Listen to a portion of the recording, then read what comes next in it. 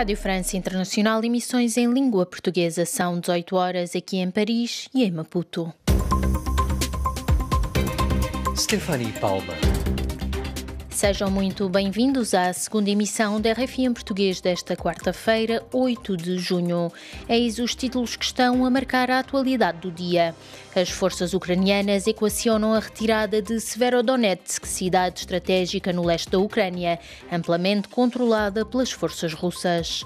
O rei da Bélgica está a efetuar uma visita oficial à República Democrática do Congo. Morreu Paula Rego, uma das artistas mais premiadas e conceituadas em Portugal. No controle técnico desta emissão está Dusko Sekulic. O jornal começa agora. Fique desse lado. RFI, as vozes do mundo. Começamos este noticiário com a atualidade internacional.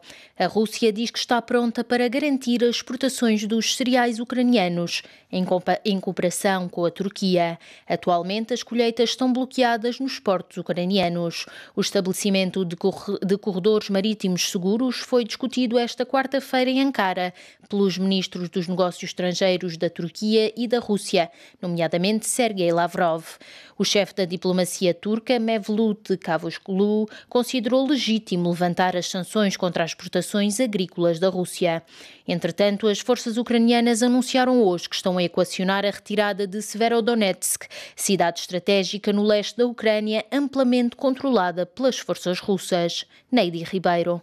Em entrevista a um canal de televisão ucraniano, o governador de Lugansk, Sergei Gadai, começou por garantir que ninguém iria entregar Severodonetsk às forças russas, para depois admitir que essa possibilidade está a ser equacionada. Há várias semanas que os ucranianos tentam resistir ao avanço das forças russas. No entanto, a cidade, bombardeada 24 horas por dia, está agora parcialmente controlada por Moscovo. As imagens satélite mostram o grau de destruição causado pela ofensiva russa, numa altura em que Moscovo garante que controla 97% de Lugansk e que as forças ucranianas no Donbass sofrem perdas significativas de mão de obra, armas e equipamentos militares. Severodonetsk representa um ponto estratégico no leste da Ucrânia, permitindo à Rússia o controlo de toda a região oriental do país. Esta quarta-feira, o presidente ucraniano Volodymyr Zelensky admitiu que a situação é difícil, mas prometeu recuperar as regiões ocupadas pelas tropas russas. O ministro português dos Negócios Estrangeiros vai representar Portugal como co-anfitrião da Conferência dos Oceanos das Nações Unidas, que decorre em Lisboa de 27 de junho a 1 de julho, numa parceria com o Quénia. Em declaração à agência de notícias Lusa, João Gomes Cravinho disse que vai alertar na ONU que, apesar do atraso mundial na preservação oceânica, ainda não é demasiado tarde para agir. Ouçamo-lo. Vamos chamar a atenção para a forma como Portugal procura desempenhar aqui um papel muito especial na comunidade internacional em torno da problemática dos oceanos. Os desafios dos oceanos hoje são muito diferentes daqueles com que o mundo se confrontava há uns anos atrás. Hoje temos uma situação verdadeiramente perigosa relacionada com a saúde dos oceanos, ou a perda de saúde dos oceanos, a acidificação dos oceanos, o impacto que têm as alterações climáticas sobre os oceanos e a degradação da capacidade de descarbonização, que é uma capacidade muito importante que os oceanos desempenham em termos do ambiente internacional. Aquilo que vou sublinhar é que não é demasiado tarde, mas já vamos muito atrasados. Portanto, que os desafios que não estavam numa posição de grande protagonismo na agenda internacional, os desafios dos oceanos, precisam hoje de ter outra atenção. A Conferência de Lisboa, daqui a poucas semanas, e a Declaração de Lisboa que vai surgir da Conferência, são oportunidades que nós não devemos desperdiçar. As palavras de João Gomes Cravinho em entrevista à agência de notícias Lusa. Já se passaram mais de 10 anos desde que um soberano belga visitou a República Democrática do Congo. O rei Filipe chegou esta terça-feira a Kinshasa, depois de ter expressado numa carta o seu profundo pesar pelo sofrimento causado pela era colonial. Lígia Anjos. Desta vez é certo, escreve a rádio-televisão belga RTBF, depois da viagem ter sido adiada 3 vezes devido à pandemia e à guerra na Ucrânia. O rei dos belgas está finalmente desde ontem na República Democrática do Congo, na companhia da esposa, a rainha Matilde, e do primeiro-ministro Alexandre De Croo. Um acontecimento raro, dadas as relações delicadas que a Bélgica mantém com a RDC, que representa 80 vezes a área da Bélgica. A última viagem deste tipo data de 2010, na época entre Albert II e Joseph Kabila. Para o rei Filipe, que sucedeu ao pai em 2013, é agora ou nunca, já que o rei se queria absolutamente afastar do período pré-eleitoral e evitar envolver-se, por exemplo, nas eleições presidenciais marcadas para o próximo ano. Esta viagem tem uma duração de 1 semana até Kinshasa, Lubumbashi e as minas de Katanga, com um médico ginecologista congolês célebre pelas ações humanitárias na RDC, onde gera um hospital em Bukavu, Denis Mukwege, e ao encontro das vítimas das guerras no leste do país. A responsável da política externa europeia para a África, Rita Laranjinha, afirmou hoje em Luanda ter encontrado interesse por parte das autoridades e partidos angolanos para a observação europeia das eleições de agosto, reafirmando a disponibilidade para enviar uma missão. Ouçamo-lo em entrevista à agência de notícias Lusa.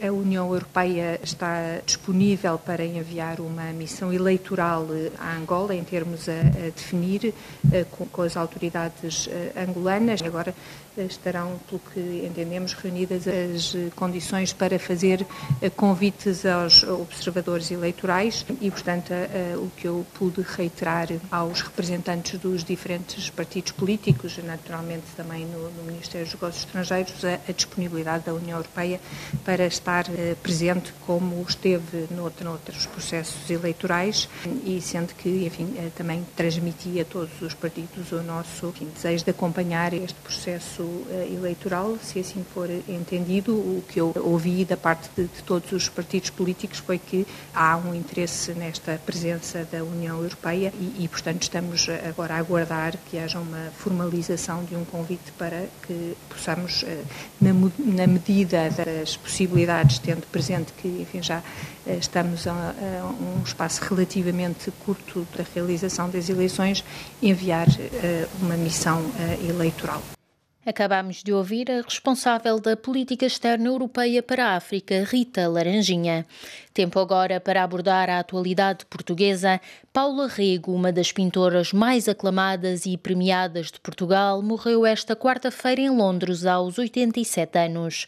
Em 2018, o Musée de l'Orangerie, em Paris, acolheu a exposição Os Contos Cruéis de Paula Rego, reunindo cerca de 60 obras da artista portuguesa.